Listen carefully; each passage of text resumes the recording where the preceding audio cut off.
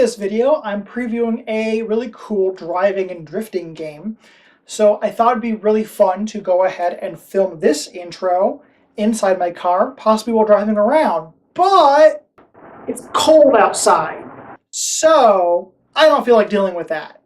I know people out there don't know how to drive, especially in these conditions, because this is one of the first cold blasts we've had in my area, which now makes people really not be able to drive properly, and I don't feel like being out in that, and I don't feel like clearing off my car and all that stuff. So, this is what you're gonna get. This is Turbo Drift.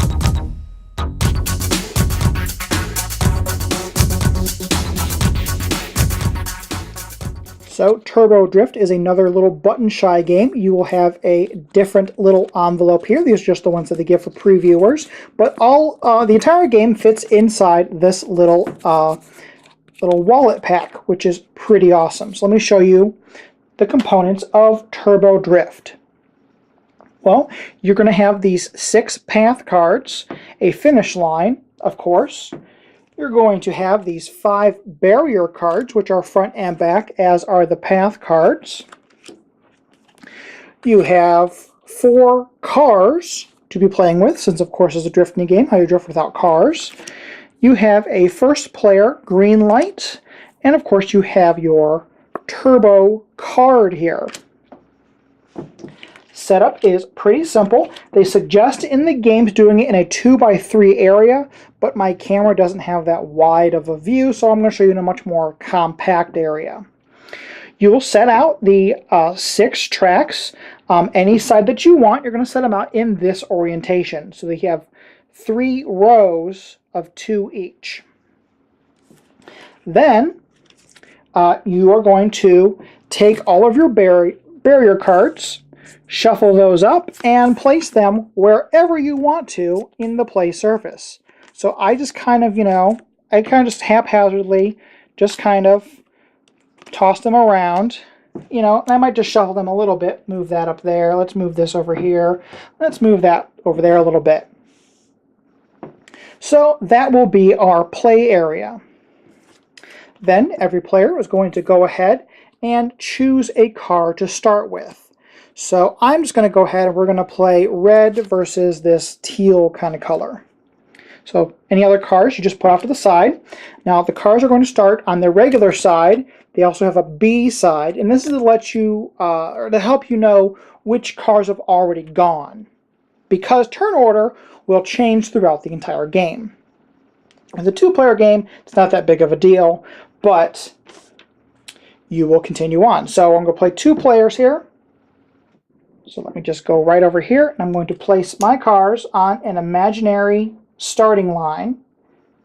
Let's start them right there. Can you see my cars? Okay, good. So they're just out of view, but I can tilt the camera as needed. And whoever is the first player, you're going to give them the first player marker, and then whoever the current player is, they're going to receive this little turbo card. So let's say red is the first player. So red now has a choice. What do they want to do? So they can choose any one of these path cards and go ahead and take that path. Or if they want to, they can choose any single row and then choose the paths however he wants to, or he can take a column if he really wants to. And with the column, you're going to shuffle up the cards, keep them the same face up, and then place them randomly in front of your car. So let's go ahead and take a turn. Let's just say, he wants to get out of the gate. He wants to start moving. So let's decide, let's be wacky and let's try the second column right here. So what that player is going to do is they're going to take all of those cards there. Make sure you don't move your finish line, because otherwise people will call shenanigans. And we're going to take these and we're going to shuffle them up. Also, you're not allowed to test a track to see, like, well, will that one get me where I need to go? Nope, sorry, you're not allowed to do that. So let's just shuffle these up here and stop. Okay, this is how we're going to go.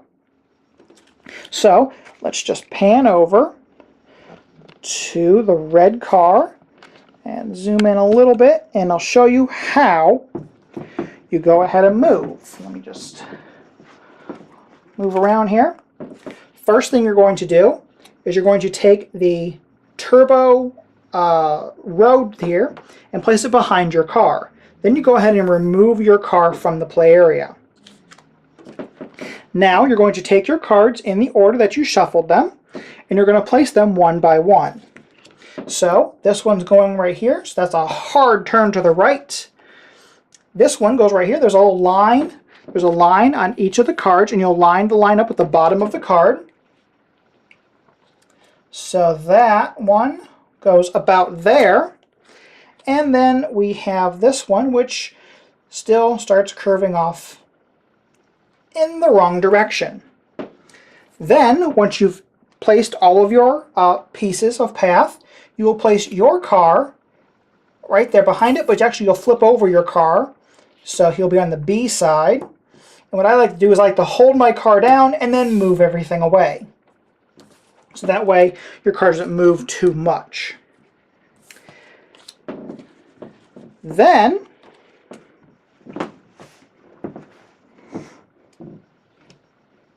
you will go ahead, let's zoom back out here, you'll go ahead and take the pieces that you just used and you can place them back in any order that you want to, on any side that you want to. So I'm going to keep this one, I'm going to place this one right here, and this one, I'm going to use that right there, and this one, let's see here, let's give them the shallow turn right there. So now it is the next player's turn. So let's see here, what do they want to do? Well, you know what? They're going to be very brave because they have this bush thing right in their way. So they need to figure out an easy way to get around that bush without running into it. So they're going to have to take a card with a cool turn here. I'm trying to turn my head and turn and see what I need to do. And you know what? I think they're going to take two cards this time. So let's look here. I think they're going to go ahead and they're going to take this row here. So if I look here, I can do this one, then I can do that one, and hopefully that'll get me around that bush over there. Let's go ahead and move the blue car. So, of course, you place your flames behind your car, remove your car, and let's see here. I think I wanted to do this first. Yeah, that's going to help me out because that'll get me around that. And let's go ahead and do this. I think that was a pretty good move. Now we're going to go ahead and place our car. So then, of course, don't forget to flip over your car when you place it, and then pull away everything that you don't need. Now, because everybody's taken their turn, we go ahead and the next player is going to, whoever's first, is going to go ahead and flip over their card because they're on the B side now, and they're going to go ahead and take their turn. Now, a couple of things. If you ever go use one of these boost icons, if a path card that you have ever crosses over a boost icon, you'll take the turbo card and you will place it as your next path piece because you're able to blast off. Now, if ever a path crosses a red barrier, that's not a good thing. Or if your car ever crosses a red barrier, that's an illegal move and that's something that you cannot do. So you just have to remove the piece that forces you to cross that. So either the last path piece or maybe even your first path piece. And if you do remove that, then you're not allowed to place any more path pieces. And there could even be an opportunity where you don't even move at all. And you can even use that to your advantage. One really cool thing that you can do, once per game, if you want to, you can go turbo. So going turbo means you're going to take all 6 of the cards, shuffle them up, and you're going to place them as your path. Now, that could be totally crazy, that could be totally insane, or it could be a real big lifesaver depending on how the paths come out. So that is really, really cool. Also, if you decide to only take one path piece on your turn, well, you also get to take the first player marker from whoever is the first player at that time, thus making you first player in the next round. So it's a way to possibly try to get 2 turns in a row if you wanted to, especially in a 2-player game, or if you're the last player in a round. That's a way to try to sneak around and get a little bit more control of what you want to do. But that is Turbo Drift. This program is part of the Pathological Nerdcasters Network. Find more at pncn.online, where all the geeks come to play. So that is just a brief explanation of how to play Turbo Drift. Now, the thing I failed to tell you is how do you win the game? You win the game by crossing the finish line. Well, not crossing the finish line. The first person's card to touch the finish line is the winner of the game. So you don't have to cross it. You don't have to do anything super crazy to be able to win the game. Just touch it and you win. But this is a lot of fun. Now, one thing I have a slight issue with is the explanation or the theme of the game.